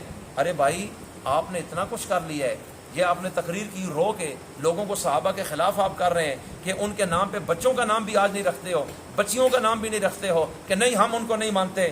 تو میرا سوال یہ ہے, حضرت فاطمہ کا جنازہ تو اٹھ گیا تھا حضرت ابو بکر کی وفات کے 6 مہینے بعد. حضرت علی نے اس کے بعد شادیاں اور کی ہیں, ان کی زندگی میں تو شادی کوئی نہیں کی. اب ان شادیوں سے جو بچے پیدا ہوئے اس میں ایک بچے کا نام ابو بکر رکھ رہے ہیں. اگر وراثت کھا گئے تھے تو پھر ظالم کے نام پر بیٹے کا نام کیسے رکھا؟ پھر عمر بقول تمہارے, اس نے حضرت فاطمہ کے پیٹ پہ لات ماری اور اندر حمل تھا ضائع ہوا, اور ان کے دروازے کی چوکھٹ کو آگ لگا دی. اس لیے ہم عمر کو نہیں مانتے, جبکہ عمر ابھی اس وقت اس پوزیشن میں علی کا بیٹا ہوتا ہے, نام پھر عمر رکھتے ہیں. اور پھر جب علی بھی دنیا سے چلے گئے, حضرت حسن و حسین جتنی شادیاں کرتے رہے اس میں جو اولادیں ہوئیں ان اولادوں کے نام پھر عمر عثمان ابو بکر رکھ رہے ہیں. تو معلوم ہوتا ہے تم جھوٹ بول رہے ہو. اصل بات یہ ہے صحابہ اور آل بیت میں نفرت نہیں تھی, آپس میں محبت موجود ہے. یہ میں صحیح بول رہا ہوں یا غلط کہہ رہا ہوں؟ اب ہم کہتے ہیں اچھا چلو پھر باغ فدق بھی کھا گئے, وراثت بھی کھا گئے, خلافت بھی کھا گئے. یہ سارے واقعات کب ہوئے؟ 11 ہجری میں حضور جب گئے کہ انہوں نے خلافت چھین کے علی کا حق کھا لیا, وراثت کھا گئے فاطمہ کی, تو مان لیا تھوڑی دیر کے لیے تمہاری بات. پھر 12 ہجری گزری, 13 گزری, 14 گزری, 15 گزری, 16 گزری, یہ 5 سال. پھر 17 ہجری آئی, 6واں سال آتا ہے. اتنا زمانہ گزرنے کے بعد ابو بکر بھی دنیا سے چلے گئے. اب دور فاروقی چل رہا ہے, اور اس وقت حضرت علی اپنی بیٹی جو حضور کی نواسی ہے, حضرت فاطمہ کی لخت جگر ہے, ام کلثوم, حضرت عمر نے رشتہ مانگا, علی نے اپنی بیٹی ام کلثوم جناب عمر کے نکاح میں دے دی. سبحان اللہ. یہ سچ بولتے ہیں یا جھوٹ بولتے ہیں؟ جھوٹ. چاول کھاسو انہوں نے, وہ مزے نے انہوں نے, ہم گند کھا رہے ہوتے ہیں. اور اللہ کے بندے, دنیا میں نظراتی جنگ تو ساری چل رہی ہے. رسول اللہ کو کوئی زمینوں کا جھگڑا تو نہیں تھا کسی کے ساتھ, یہ نظریے کی جنگ تھی. آج بھی 2 نظریے کھڑے ہیں. یہ ان کے خیر خواہ ہیں تو بلایا کس نے تھا؟ کوفہ سنیوں کا مرکز ہوتا تو ذمہ دار سنی بنتا ہے. کوفہ جب شیعہ کا مرکز ہے تو سوال ان سے ہوگا, جناب حضرت حسین کو بلایا آپ نے, مارے کیسے گئے, اس کا جواب دو. وہ کہیں گے یزید کی فوجوں نے مارا ہے. تو پھر آپ زندہ کیوں رہ گئے؟ اس سوال کا بھی جواب چاہیے. آپ ساتھ کیوں نہیں مرے؟ صحابہ تو نبی کے ساتھ جاتے تھے, صحابہ مرتے تھے, نبی کو بچاتے تھے. یہ مثالیں موجود نہیں ہیں؟ تو پھر آپ اتنے مخلص سے آپ میں سے تو کوئی نہیں مرا. وہ سارے جو مدینہ سے گئے سارے بیچارے فارغ ہو گئے, آپ کیسے زندہ ہیں؟ ان 72 میں کوفہ کا کون سا بندہ ہے, اس کا نام بتاؤ پھر, آپ میں سے جو تھا جس نے خط لکھا. تو یہ ایک ایسا اجتماعی دنیا کے اندر ایک فراڈ ہے کہ جو آج تک کسی عدالت سے فیصلہ نہیں ہو سکا. آج لوگ کہتے ہیں جی بھٹو کا سیاسی قتل ہے, کیس کھولا جائے. حالانکہ کتنے زمانے کی بات ہے. انصاف اور میرٹ کو مد نظر رکھ کر فیصلہ دیا جائے, کردار متعین کیے جائیں. اچھا جی جو سقوط ڈھاکہ ہوا, بنگلہ دیش الگ ہوا, کس کس کی غلطی تھی جناب, ان فائلوں کو کھولا جائے. آج اتنا چیختے ہو مرے ہوئے لوگوں کی فائلوں پہ, تو میں کہتا ہوں ذرا کربلا کی فائل بھی کھولو نا. اب جب اس پہ جو علماء بولتے ہیں ان کے لیے پھر مسئلہ کھڑا ہے, تو کیا بولنا جرم بن گئے؟ تو الحمدللہ حضرت حسین قرآن کے حافظ تھے اور سنی قرآن کے حافظ ہیں. الحمدللہ. حضرت حسین کے چہرے پہ داڑھی تھی، سنیوں کے چہرے پہ داڑھی ہے. حضرت حسین معاویہ کے ہاتھ بیعت ہوئے اور سنی بھی حضرت معاویہ سے محبت رکھتے ہیں کہ نہیں؟ الحمدللہ. بولیں بالکل آپ کے سامنے. حضرت حسین نے اور حضرت حسن نے اپنے بیٹوں کے نام خلفائے ثلاثہ کے نام پہ رکھے، اور ہم بھی رکھ رہے ہیں کہ نہیں رکھ رہے ہیں؟ حضرت علی نے اپنی بیٹی حسین کی بہن ام کلثوم حسین کی موجودگی میں حضرت عمر کو دی، اور انہوں نے کوئی اعتراض نہیں کیا بلکہ اس پہ خوش رہے. حضرت عمر ان کے بہنوئی لگے اور اپنے بہنوئی کے نام پر اپنے بیٹوں کا نام رکھا ہے. ایمان سے بتاؤ آپس میں محبت تھی یا نفرت تھی؟ تو آج یہ جو تفصیلیں بتا رہے ہیں یہ سچ ہے یا جھوٹ ہے؟ جھوٹ ہے. کس طرح سچ مان لیا جائے؟ حالات اور قرائن کسی اور طرف جا رہے ہیں. اللہ سمجھ کر عمل کی توفیق عطا فرمائے. آخری بات سورہ احزاب میں ہے من المؤمنین رجال صدقوا ما عهد اللہ علیہ. اللہ کہتا ہے یہ جو ایگریمنٹ ہوا ہے نا، جان دو مال دو جنت دوں گا، یہ جن ایمان والوں نے کیا ہے ان میں سے کچھ مرد ہیں. اللہ کہتا ہے ان من المؤمنین رجال، یہ ایسے ایمان والے مرد ہیں صدقوا ما عهد اللہ علیہ، جو انہوں نے اللہ سے عہد کیا تھا. یہ تجارت والا اس کو انہوں نے سچ کر دکھایا. فمنہم من قضى نحبہ، کچھ ان میں سے ایسے ہیں کہ جنہوں نے اپنی نظر پوری کی اور جان اللہ کے راستے میں دے گئے. ومنہم من ينتظر، اور کچھ ایسے ہیں جو ابھی انتظار میں ہے کہ ہمیں شہادت کب ملے گی اور ہم بھی اس کو حاصل کرنا چاہتے ہیں. وما بدلوا تبدیلا، اللہ کہتے ہیں جو شہید ہو گئے وہ بھی اور جو انتظار میں ہے وہ بھی. میں تمہیں بتا رہا ہوں اس ایگریمنٹ سے ذرے کے برابر بھی بدلے نہیں ہیں، اس میں تبدیلی نہیں کر رہے. یہ سچے اور کھڑے ہیں اس بات پہ. یہ صحابہ کی تعریف ہو رہی ہے، جو شہید ہوئے وہ بھی اور جو غازی بنے وہ بھی. اللہ کہتا ہے وما بدلوا تبدیلا، انہوں نے اس عہد میں رد و بدل نہیں کیا، نہ اس سے یہ بدلے ہیں نہ پھرے ہیں. یہ میں تمہیں بتا رہا ہوں. تو جب اللہ ان سب کی تعریف کر رہے، اللہ ان لوگوں کو کائنات میں سچا قرار دے رہے، قرآن کی آیات نازل کی ہیں، اور جب ایمان والوں سے اللہ یہ تجارت کر رہا تھا، جو براہ راست ایمان والے اس وقت دنیا میں تھے وہ تو صحابہ تھے. سب سے پہلے تو ان کی تعریف ہو رہی ہے، ان کے ذریعے سے پھر، اور حضرت حسین اس میں شامل ہیں. وہ براہ راست اولین مومنین کے اندر ہیں. اللہ سے ایگریمنٹ کے مطابق جان کٹائی ہے اور ظلم کو قبول نہیں کیا ہے. اس لیے اصل حسینیت یہ ہے کہ آپ حسین کے مشن کو اپنائیں. قدم قدم پہ آج آپ دیکھتے ہیں، لیکن جب وقت آتا ہے ہم یزید کا کردار ادا کرتے ہیں. ہم لالچ کو دیکھتے ہیں، ہم اپنے مفاد کو دیکھتے ہیں، ہم دھڑے قبیلے کو دیکھتے ہیں. اس وقت ہمارے اندر انصاف مر جاتا ہے. ہم موٹی سامی کا ساتھ دیتے ہیں، غریب کو دبانے کی کوشش کرتے ہیں. میاں پھر حسین کا نام نہ لیں، آپ اس زبان سے آپ کو اختیار نہیں ہے. اور اگر آپ سمجھتے ہیں یہ، تو پھر آپ مظلوموں کے حقوق کے لیے کھڑے ہوں. اللہ کے رسول میں یہی کمال تھا کہ آپ کھڑے ہوتے تھے اور بڑے بڑے سردار کام جایا کرتے تھے، لیکن آپ کبھی بھی حق سے نہیں ہٹے اور ہمیشہ حق کے ساتھ رہے. اور حضور نے کیا فرمایا؟ میرے نبی کا ایک طریقہ تھا کہ اللہ کے رسول ہمیشہ ظلم کے خلاف اور عدل پہ کھڑے ہوئے، مظلوموں کے ساتھ کھڑے ہوئے، ظالموں سے ٹکرائے اور کبھی پرواہ نہیں کی چاہے کچھ بھی قربانی دینی پڑے. اس لیے فرمایا حسین منی، حسین مجھ میں سے ہے. کس میں سے؟ مجھ میں سے. وَأَنَا مِنَ الحسین، میں حسین میں سے ہوں.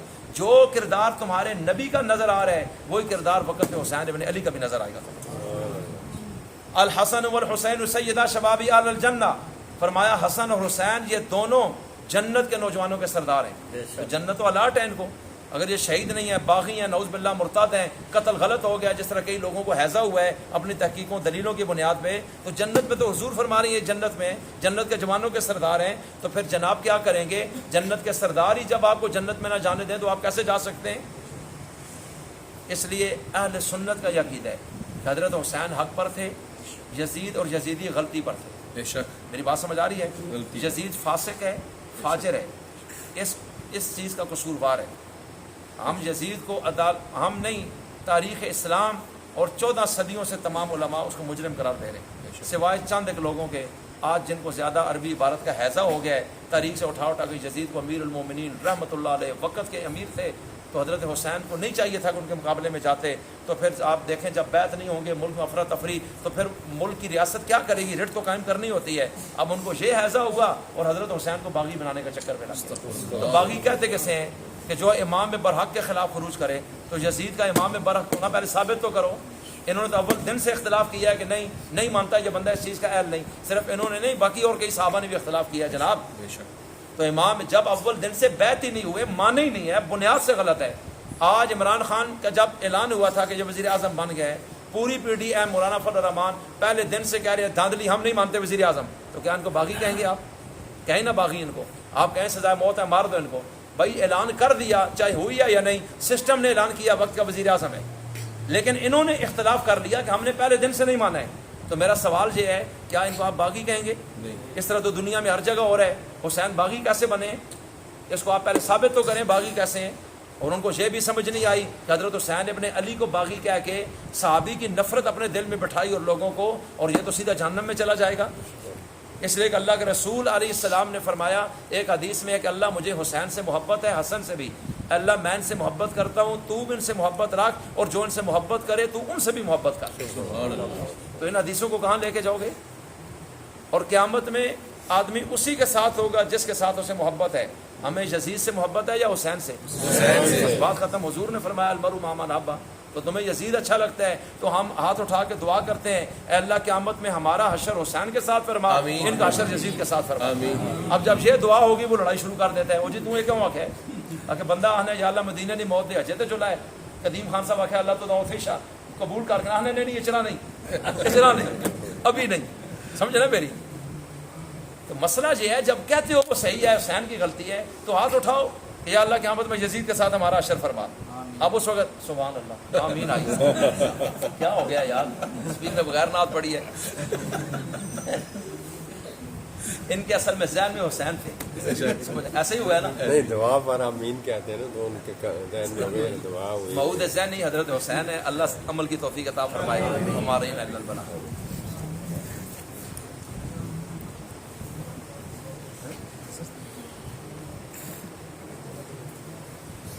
الحمد للہ رب العالمین والعاقبۃ للمتقین والصلاۃ والسلام علی اشرف الانبیاء والمرسلین وعلی آلہ وصحبہ اجمعین. یا اللہ ہم سب کے سارے گناہ معاف فرما، تمام امت مسلمہ کی بخشش فرما. جتنے اہل ایمان اس دنیا سے چلے گئے طبی موت یا شہادت کے ساتھ سب کے درجات بلند فرما. اللہ خصوصیت کے ساتھ شہدائے اسلام، شہدائے ختم نبوت، شہدائے ناموس صحابہ، شہدائے کربلا، شہدائے تحریک آزادی، یا اللہ تو سب کو